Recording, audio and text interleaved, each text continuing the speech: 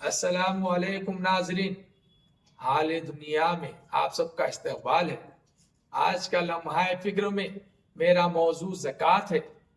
یوں تو رب نے ہر انسان کو بے شمار نعمتوں سے نوازا جن کا شمار کرنا ناممکن ہے۔ رب کا یہ بھی احسان ہے کہ اگر بندہ رب کی عطا کرتا نعمتوں کا شکر ادا کرتا ہے تو وہ اپنی رضا سے نوازتا ہے اور مزید نعمتیں عطا کرتا ہے۔ اللہ کی نعمتوں کا شکر کرنے کا بھی بہترین طریقے بتائے گئے ہیں، جیسا کہ شکر، صدقہ، خیرات اور زکوٰۃ۔ آپ صلی اللہ علیہ وسلم نے فرمایا، جو شخص جس کے پاس مال ہو اور وہ استطاعت رکھتا ہے تو اس کے لیے شکر کا بہترین طریقہ زکوٰۃ ہے۔ جو شخص زکوٰۃ ادا کرتا ہے تو اسے رب کی رضا حاصل ہوتی ہے اور اس کی نعمتوں میں مزید اضافہ ہوتا ہے۔ اگر کوئی شخص سستی یا کاہلی کرتا ہے تو اس کو رب کی ناراضگی کا سامنا کرنا پڑتا ہے اور اس کے مالی فائدے ہونا بند ہو جاتے ہیں۔ جس طرح جسم کو پاک رکھنے کے لیے غسل کرنا ضروری ہے، اسی طرح اپنے مال کو پاک کرنے کے لیے ہر سال میں ایک مرتبہ زکوٰۃ دینا ضروری ہے۔ رب کا حکم ہے کہ جس روز دوزخ کی آگ بھڑکائی جاتی ہے، اسے تپائی جاتی ہے، تو رب فرماتا ہے کہ وہ آگ کو پیشانی پر داغے، اس کو بازوؤں پر داغے اور پیچھے داغے۔ یہ تو قیامت کے بعد کی سزا ہے، لیکن جب بندہ اس دنیا سے گزر کر قبر میں آرام کرتا ہے تو اس کے گردن پر ایک خوفناک سانپ مسلط کیا جاتا ہے جو اس کی گردن کو لپیٹ میں لیتا ہے اور ہر دفعہ وہ اس کی ناک کو ڈستا ہے اور اس کی ناک کو چوستا ہے۔ جو بندہ بہت پریشان ہوتا ہے اور اسے ہٹانے کی کوشش کرتا ہے اور اس خوفناک سانپ سے کہتا ہے تو ہٹ جا، لیکن وہ خوفناک سانپ کہتا ہے کہ میں وہی ہوں جو دنیا میں تو اپنے مال کو محبت عزیز رکھ کر تو سنبھالتا تھا اور اسے خرچ نہیں کرتا تھا، آج تجھے کیا ہوا ہے؟ کیوں مجھے تو ہٹا رہا ہے؟ جب تک اسرافیل علیہ السلام سور نہ پھینکیں گے جب تک وہ اس عذاب میں مبتلا رہے گا۔ یہ آیتیں، یہ حدیث مبارکہ ان لوگوں کے لیے ہے جو یہ سمجھتے ہیں کہ یہ مال، یہ دولت، یہ زمین و جائیداد ان کی محنت کی وجہ سے۔ یاد رکھو، رب فرماتا ہے کہ ایک کھجور کی گٹلی کے اوپر کی جو سفید پرت ہوتی ہے تم اس کے بھی مالک نہیں ہو، تو تم کس گھمنڈ میں ہو کہ یہ دولت، یہ شہرت تمہاری ہے؟ نہیں، یہ تو اللہ کی طرف سے عطا کی ہوئی نعمتیں ہیں، یہ تمہاری محنت کی لاج رب نے رکھی ہے، تو تم کس بات پہ گھمنڈ کرتے ہو؟ تمہیں تو شکر ادا کرنا چاہیے، تمہیں تو زکوٰۃ ادا کر دینا چاہیے۔ تاریخ میں ایک ایسا بھی دور گزرا ہے کہ آپ صلی اللہ علیہ وسلم نے صحابہ سے خطاب کیا کہ جو استطاعت رکھتا ہے وہ راہ خدا میں آ کر خرچ کرے۔ ہر صحابی نے اپنا اپنا حصہ ادا کیا، جن میں عمر فاروق رضی اللہ تعالیٰ عنہ اور صدیق اکبر رضی اللہ تعالیٰ عنہ بھی شامل تھے۔ آپ صلی اللہ علیہ وسلم نے عمر فاروق رضی اللہ تعالیٰ عنہ سے مخاطب ہو کر کہا کہ اے عمر، کیا تم نے اپنے اہل و عیال کے لیے بھی کچھ رکھا ہے؟ تب عمر رضی اللہ تعالیٰ عنہ نے کہا، یا رسول اللہ، میں نے آدھا حصہ اپنے اہل و عیال کے لیے اور آدھا حصہ اللہ اور اس کے رسول پر خرچ کیا ہے۔ پھر آپ نے صدیق اکبر رضی اللہ تعالیٰ عنہ سے خطاب ہو کر کہا، اے صدیق، تم نے کیا کیا ہے؟ تب صدیق اکبر رضی اللہ تعالیٰ عنہ نے کہا، یا رسول اللہ، میرے پاس جو کچھ تھا میں نے وہ سب لا کر آپ صلی اللہ علیہ وسلم کے حضور پیش کر دیا ہے۔ تب رسول اللہ صلی اللہ علیہ وسلم نے کہا، اے صدیق تم نے اپنے اہل و عیال کے لیے کیا چھوڑا ہے؟ تب صدیق اکبر رضی اللہ تعالیٰ عنہ نے کہا کہ یا رسول اللہ میرے اہل و عیال کے لیے اللہ اور اس کا رسول کافی ہے۔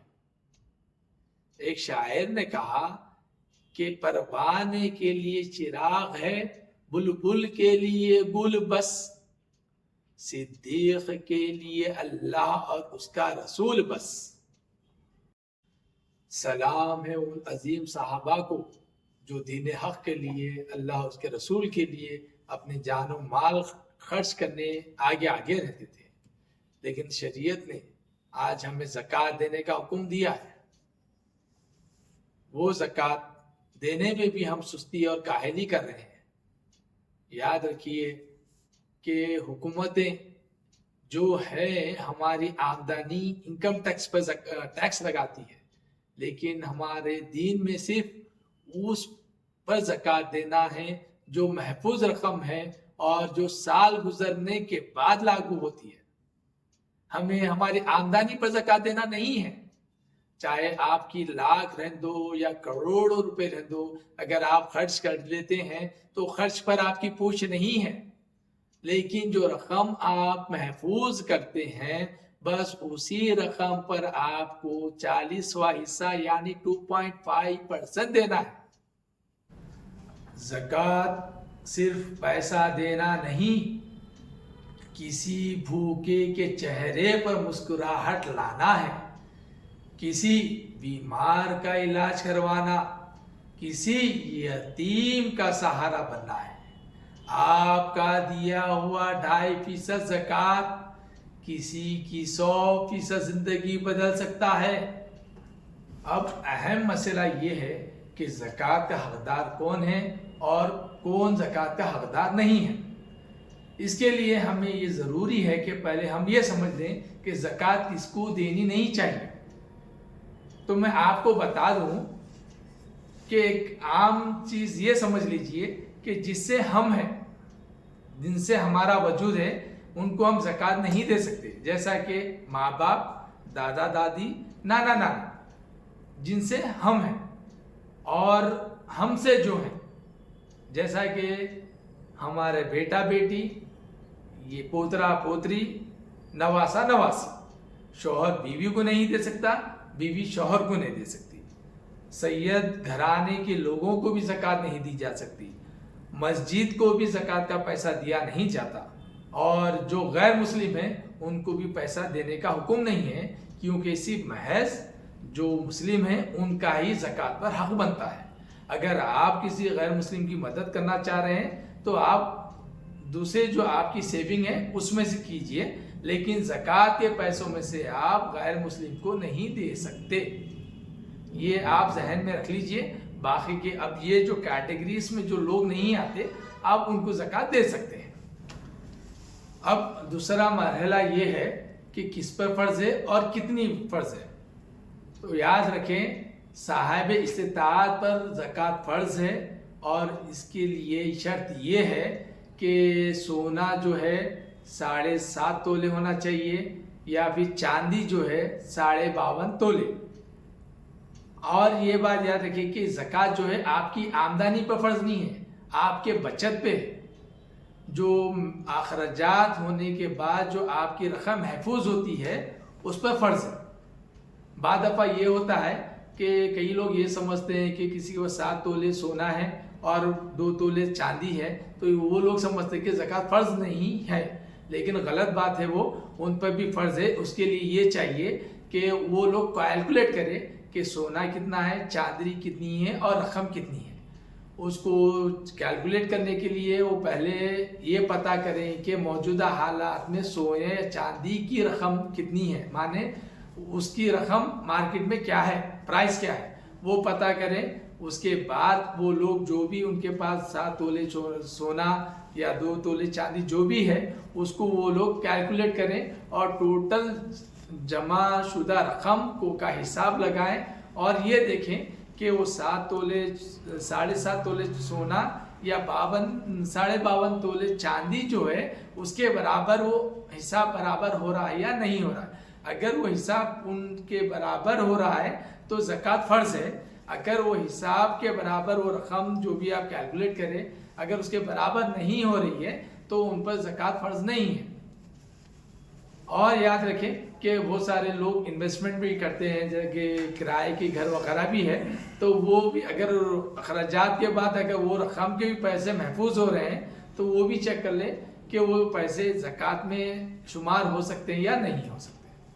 اور ایک آپ سب سے ایک خصوصی گزارش ہے کہ آپ لوگ سوشل میڈیا کے جھانسے پہ مت آئیے، کیوں آج کل یہ ہو رہا ہے کہ کئی لوگ رمضان آ چکا ہے، ہر کوئی زکوٰۃ دینے کے لیے تیار ہیں، تو اس کا وہ لوگ فائدہ اٹھانے آتے ہیں اور ادھر ادھر کے نیوز جذباتی الفاظ استعمال کرتے ہیں اور لوگوں کو راغب کر کے وہ لوگ زکوٰۃ کا پیسہ حاصل کرنے کی کوشش کرتے ہیں۔ تو لہٰذا آپ سبھی لوگ اپنے جذبات پہ قابو پائیے۔ زکوٰۃ ایک دینا نہیں، ایک ذمہ داری ہے، اور یہ ذمہ داری یہ ہے کہ وہ رقم صحیح شخص کے پاس پہنچنا بھی ہے، ورنہ یہ نہیں کہ آپ کسی کو بھی دے دیے اور آپ کا فرض ادا ہو گیا، نہیں، صحیح شخص کے پاس اگر وہ پیسہ پہنچا تو یہ وہ زکوٰۃ ادا ہوگا، ورنہ نہیں۔ تو لہٰذا آپ کوشش یہ کریے کہ آپ اپنے اطراف میں باضابطہ خود تلاش کیجیے حقدار کو اور اپنے ہاتھوں سے دیجیے۔ یا پھر بہت سارے لوگ ایسے ہوتے ہیں کہ ابراڈ میں رہتے ہیں اور وہ زکوٰۃ کا پیسہ خود آ کے نہیں دے سکتے، تو لہٰذا آپ ایسے شخص کو تلاش کیجیے رشتہ داروں میں یا دوست احباب میں جو ایماندار ہو اور دین سے بخوبی واقف ہو، تو آپ اس کو دیجیے، وہ ایمانداری کے ساتھ وہ حقدار کے پاس پہنچائے گا، اور آپ پتہ کریے کہ وہ شخص تک پیسے پہنچے یا نہیں پہنچے، وہ بھی پتہ کرنا آپ پہ لازم ہے۔ اکثر یہ دیکھا جاتا ہے کہ لوگ یہ سمجھتے ہیں کہ بھائی ایک ہاتھ سے دیے تو دوسرے ہاتھ کو پتہ نہیں چلنا چاہیے، تو یہ شرط جب ہے جب آپ خود اپنے ہاتھوں سے کسی کو زکوٰۃ دے رہے ہیں یا نیک عمل کر رہے ہیں تب یہ شرط لازم ہے، لیکن آپ اگر کسی اور کے ذریعے دے رہے ہیں تو جب آپ کو پتہ کرنا ضروری ہے، ورنہ ایسا نہ ہو کہ آپ گمراہی میں شمار ہو جائیں۔ تو میری آپ سے گزارش ہے کہ اگر زکوٰۃ کے دیگر اگر کوئی مسئلے آپ کے پاس ہیں تو آپ دینے سے پہلے کسی عالم دین سے رابطہ کریں یا ایسے نیک شخص سے رابطہ کریں، جیسے امام صاحب ہیں ان سے رابطہ کریں، اپنا مسئلہ بیان کیجئے، اور وہ مسئلے کا جب تک حل آپ کو معلوم نہ ہو تب تک آپ زکوٰۃ مت دیجیے، آپ پتہ کرنے کے بعد ہی زکوٰۃ دیجیے۔ اگر آپ کا میرا پیغام پسند اگر آیا ہے تو برائے مہربانی مجھے آپ کی ہمت افزائی کی ضرورت ہے، آپ میری ہمت افزائی کیجئے، لوگوں تک یہ پیغام پہنچائیے، میرے پیغام کو، میرے چینل کو لائک کیجئے، کمنٹس کیجئے، سبسکرائب کیجئے اور شیئر کیجئے۔ شکریہ۔